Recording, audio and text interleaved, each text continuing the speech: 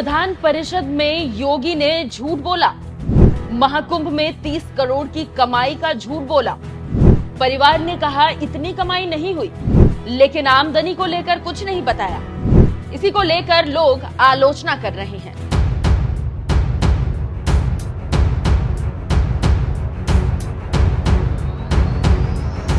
नमस्कार, news express देख रहे हैं आप। आपके साथ मैं हूं खुशबू राय।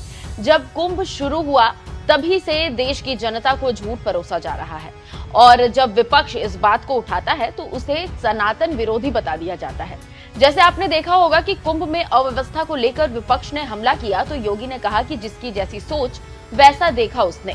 इसके साथ ही साथ कुंभ में जो मौनी अमावस्या पर भगदड़ मची उसके सारे सबूत मिटाए गए, लेकिन इस पर सरकार ने कुछ नहीं बोला। जनता को हर तरफ से तकलीफ मिली, इस पर सरकार कुछ नहीं बोलती।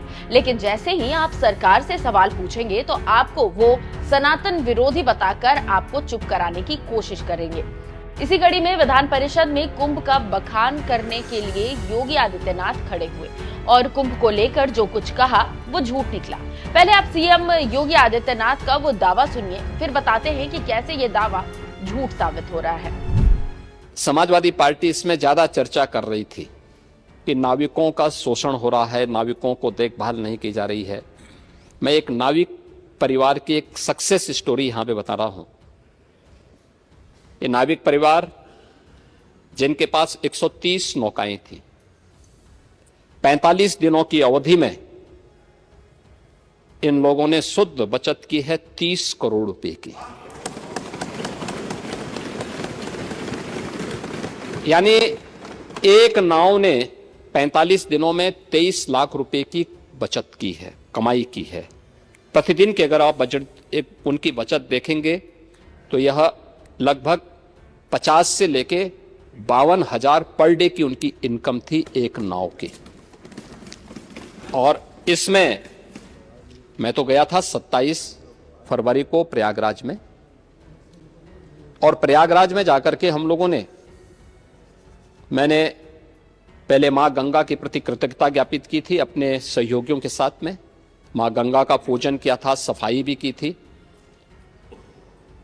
इसके उपरांत हम लोगों ने इस पूरे महाकुंभ के आयोजन को स्वच्छ बनाए रखने में जिन्होंने योगदान दिया था उन स्वच्छता कर्मियों के साथ भी, और जिन्होंने स्वास्थ्य की सेवा, कोई संक्रमण और कोई बीमारी नहीं फैलने दी, ऐसे स्वास्थ्य कर्मियों के साथ में, जो हेल्थ वॉरियर्स थे, उनके साथ में हम लोगों ने पहला आयोजन किया था, उनका सम्मान का कार्यक्रम किया था। इस आयोजन के बाद हमारा दूसरा जो आयोजन था वह नाविकों के साथ ही था। नाविकों के साथ भी हमने संवाद बनाया था, उनके लिए भी हमने एक पैकेज की घोषणा की। इसके उपरांत हमने परिवहन निगम से जुड़े हुए उन लोगों के प्रति और रेलवे के उन सभी अधिकारियों और कर्मचारियों के प्रति भी हम लोगों ने धन्यवाद ज्ञापित किया था, जिन्होंने श्रद्धालु जनों को वहां तक पहुंचाने में अपना योगदान दिया। उनके साथ भी हम लोगों ने कार्यक्रम किया था। और इसके उपरांत हम लोगों ने चौथे कार्यक्रम में सुरक्षा और प्रशासन से जुड़े हुए लोगों के साथ भी हम लोगों ने एक कार्यक्रम आयोजित किया था, और उनके साथ भी बैठ करके हम लोगों ने सहभोज के साथ हम लोग बैठे थे। मैं, मेरे साथ दोनों डिप्टी सीएम भी थे, अन्य मंत्रीगण भी थे, अन्य वरिष्ठ अधिकारीगण भी थे।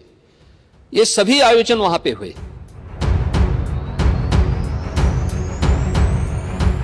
तो सुन लिया आपने क्या कह रहे हैं योगी आदित्यनाथ। अब हम बताते हैं कि ये दावा झूठ क्यों निकला। ये तो आप जानते ही हैं कि कुंभ को लेकर हर सेक्टर में तैयारी थी और सभी लोग श्रद्धालुओं को लेकर उत्सुक थे। जैसे सड़क पर दुकान लगाने से लेकर लग्जरी टेंट, होटल, ढाबा चलाने वालों से लेकर नाव चलाने वाले सब तैयार थे कि श्रद्धालु आएंगे और हम उनकी आव भगत करेंगे। और इस मेहनत से कई परिवार ने अच्छी खासी कमाई की है, जो उन्होंने अपने सपनों में भी नहीं सोचा होगा। ऐसा ही कारनामा किया है नैनी के अरैल के नाविक माहरा परिवार ने, जिसकी चर्चा मुख्यमंत्री ने की। जैसे ही सीएम ने नाम लिया तो मीडिया के लोग पिंटू माहरा के परिवार से मिलने पहुंचे। तो वहीं मीडिया से बातचीत करते हुए पिंटू के परिवार ने कहा, 70 नाव उन्होंने महाकुंभ से ठीक पहले तैयार कराई थी। इस महाकुंभ में उन्हें उम्मीद से ज्यादा कमाई हुई है। जितना सोचा था उससे कई गुना ज्यादा कमाई हुई। हालांकि परिवार का कहना था कि 30 करोड़ की कमाई नहीं हुई है। परिवार ने कमाई का सही आंकड़ा देने से इनकार कर दिया। मेहरा परिवार मोटी कमाई के लिए योगी आदित्यनाथ की तारीफ कर रहा है। मेले में सीएम योगी आदित्यनाथ ने शानदार इंतजाम किया था।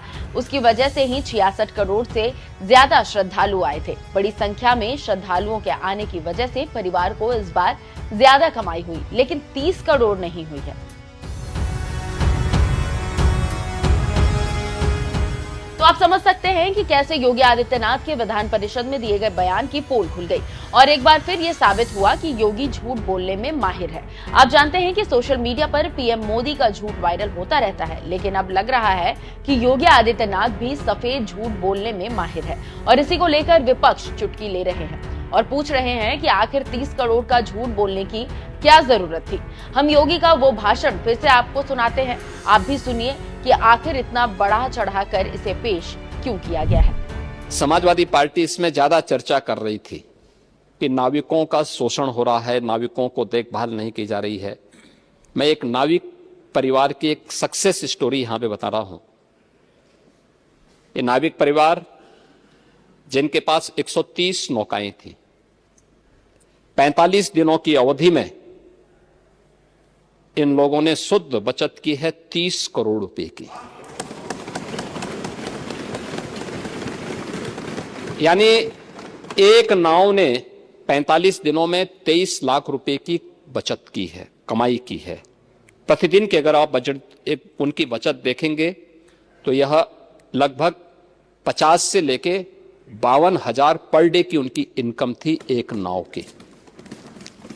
और इसमें मैं तो गया था 27 फरवरी को प्रयागराज में, और प्रयागराज में जाकर के हम लोगों ने, मैंने पहले मां गंगा के प्रति कृतज्ञता ज्ञापित की थी अपने सहयोगियों के साथ में।